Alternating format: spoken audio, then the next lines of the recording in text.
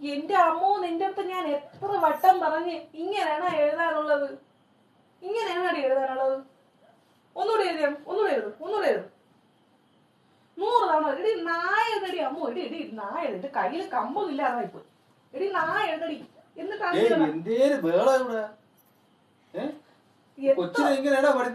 പിന്നെ എത്ര തവണ പറഞ്ഞു കൊടുക്കണം?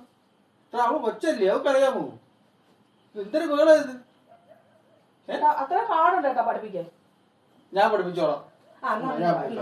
നിങ്ങളാണ് പറ്റിയത്. നിങ്ങളാ മോളെ എഴുതിയ അങ്ങനെ